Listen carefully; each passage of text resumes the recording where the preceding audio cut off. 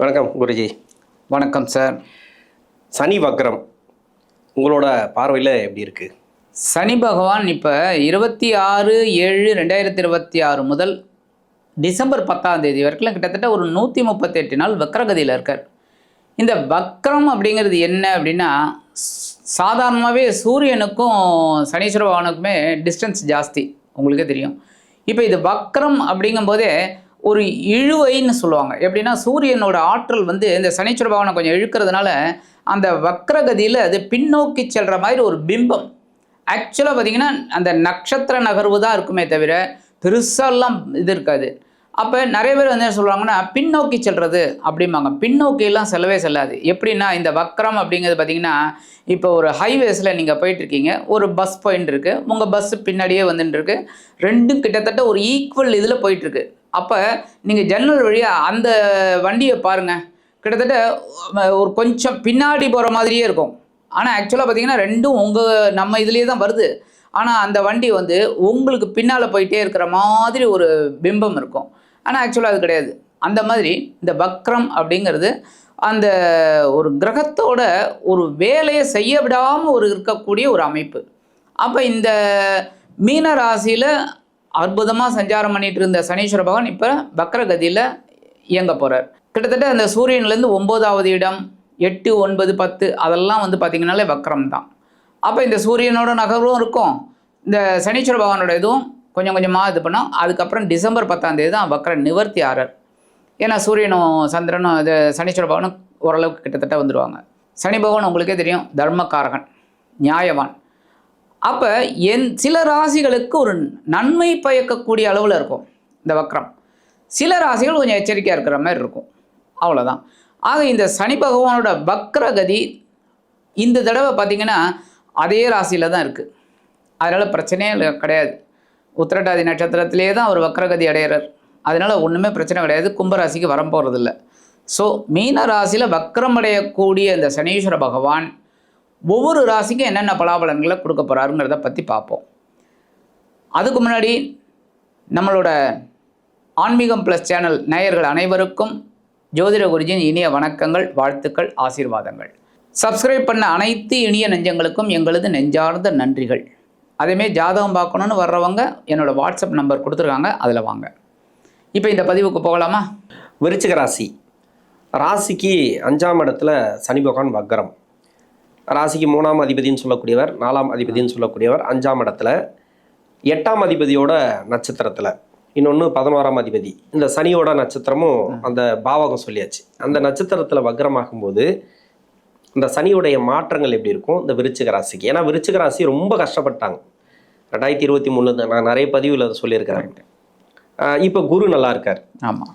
இப்போ தான் அவங்களுக்கு வந்து ஒரு கஷ்டம் தீர்ந்துருக்கு, கொஞ்சம் வெளிச்சத்துக்குள்ளே வந்திருக்கிறாங்க. திரும்பவும் அந்த சனி வக்ரம் என்ன பண்ணுமோ அப்படின்றது தான். இவங்களுக்கு எதுவும் பண்ணாதுன்றது ஒரு பக்கம் ரெட்டும். தசாபதினு ஒன்று இருக்குது, கோச்சார ரீதியாக 5ஆம் இடத்துல தான், பெரிய பாதிப்புகளை கொடுக்காது உங்களோட கைதுப்படி. ஆனால் ஒரு சில பேருக்கு அந்த பயம் இருக்கு இல்லையா, விருச்சிக ராசி என்ன ஆகுமோ ஏதோ ஆகுமோ, ஏன்னா ஒரு பதட்டத்தில் இருக்கிறாங்க. அவங்களுக்கு இந்த சனி வக்ர காலம் எப்படி இருக்கும் இந்த 4.5 மாதம்? ஏன்னா இந்த விருச்சிக ராசி நேயர்களுக்கு நீங்கள் சொன்ன மாதிரி குரு பயிற்சி இதெல்லாம் கூட அவங்க கவலைப்படல. அவங்க வந்து பயப்படுறதுக்கே இந்த சனி பகவான் தான். ஏன்னா ஏகப்பட்ட குழப்பம், 7.5 ஆரம்பித்ததுலேருந்தே ஏகப்பட்ட குழப்பங்களை மீட் அவுட் பண்ணி அவங்க வந்து அப்படியே வந்துட்டாங்க. ஏன் அப்படின்னா 7.5 அப்படின்னு பார்த்திங்கன்னா இவங்களுக்கு துலாம் ராசி தான் 12ஆம் இடம், அங்கே தான் ஸ்டார்டிங் ஆகும். ஸோ துலாம் ராசியில் அவர் உச்சம், முதல்லையே உச்சம் அடைஞ்சு தான் ஆரம்பிக்கிறார். 7.5 கொண்டு வரார். கொண்டு வந்து ஜென்மம் 2ஆம் இடம். சரி 3 பரவாயில்லையா அப்படின்னா கொஞ்சம் பரவாயில்லை. அடுத்து 4 அர்த்தாஷ்டமம், அதுவும் அங்கே பார்த்திங்கன்னா ஆட்சி. அப்புறம் இப்படி போய் அவங்களுக்கு வந்து என்னடா 7.5ன்னு தெரியல.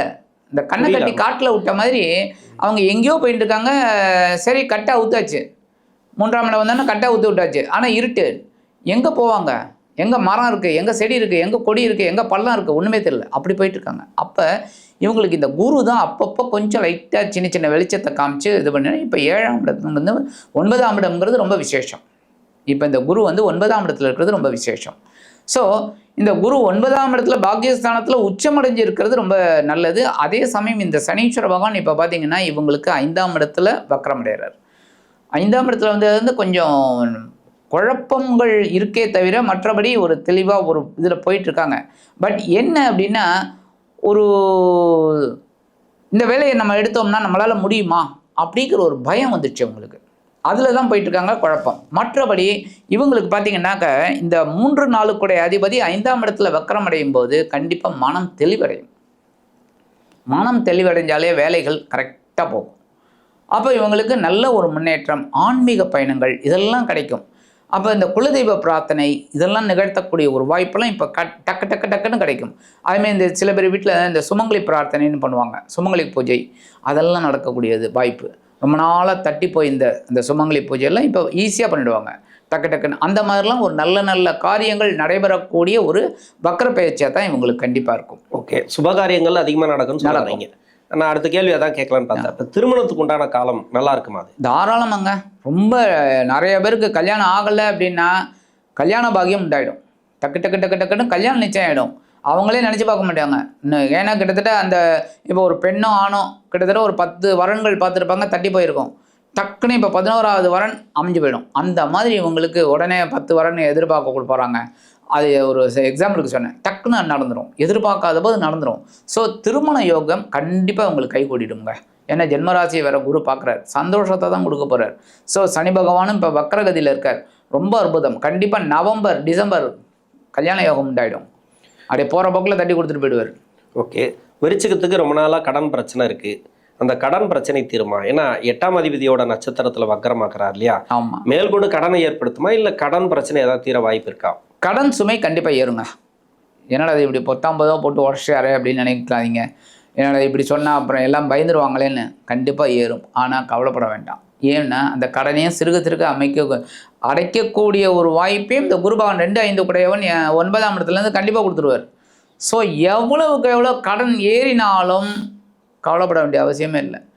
அந்த கடனை அடைக்கக்கூடிய ஒரு ரெமிடியை அந்த குரு பகவான் வருமானம் மூலமாக கொடுத்துருவார்.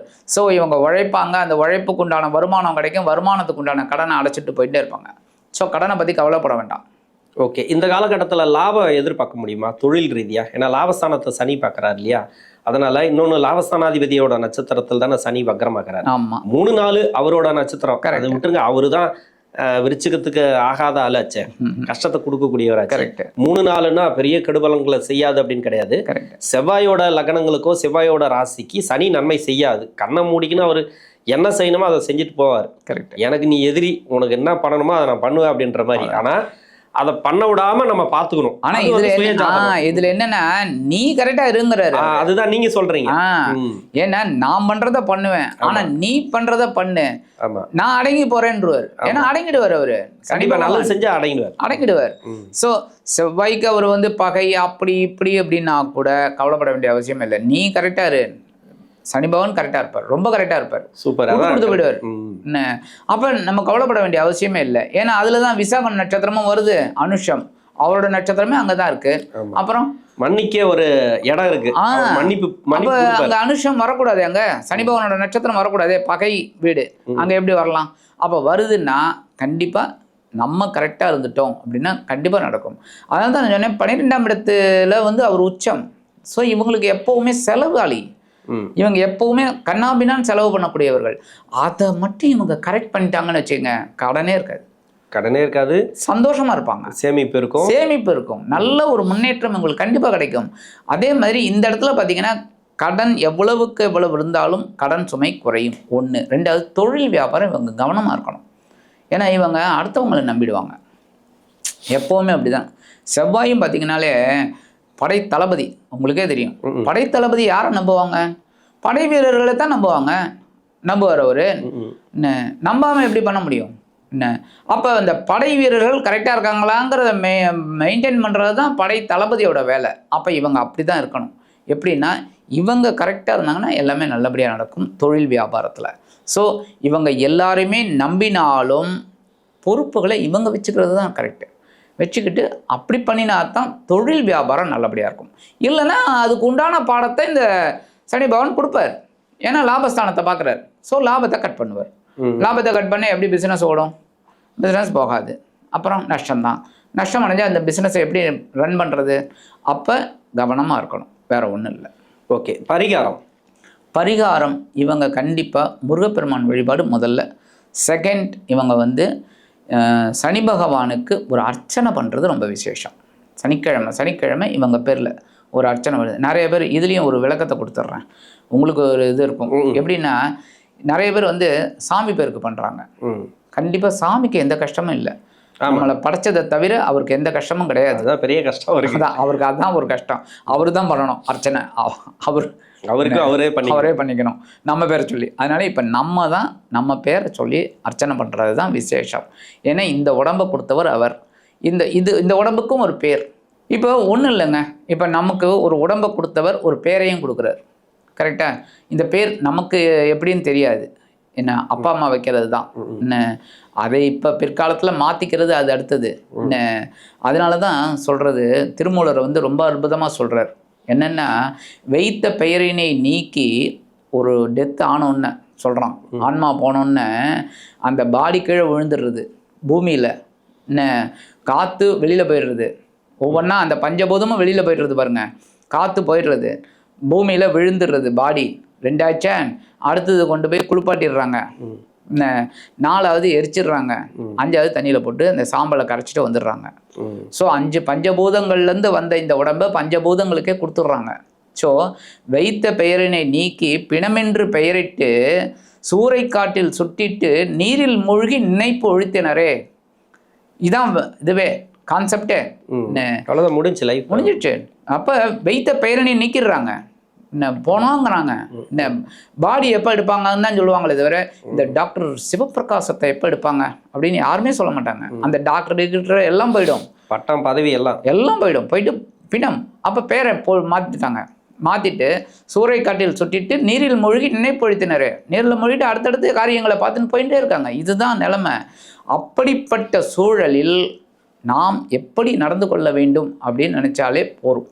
அதனால தான் இந்த விருச்சிக ராசினியர்கள் இந்த நம்ம பேரில் சொல்லி ஒரு அர்ச்சனை பண்ணுறது ரொம்ப விசேஷம். ஏன்னா நம்ம தான் நன்னா இருக்கணும், இருக்கிற வரைக்கும் நல்லபடியாக இருந்து நல்லபடியாக எல்லா நம்மளோட காரியங்களை கரெக்டாக பண்ணணுங்கிறதுக்காக. ஸோ ஒரு அர்ச்சனை பண்ணி சனி பகவானை திருப்திப்படுத்தி ஒரு எல் தீபம் போட்டு வர்றது ரொம்ப விசேஷம். சனிக்கிழமை இந்த சின்ன பரிகாரத்தை இவங்க பண்ணினாலே அதி அற்புதமான வக்ரப்பெயர்ச்சியாக இந்த சனி பகவானின் வக்ரப்பெயர்ச்சி அமையும் என்று கூறி விடைபெறுகிறேன். நன்றி.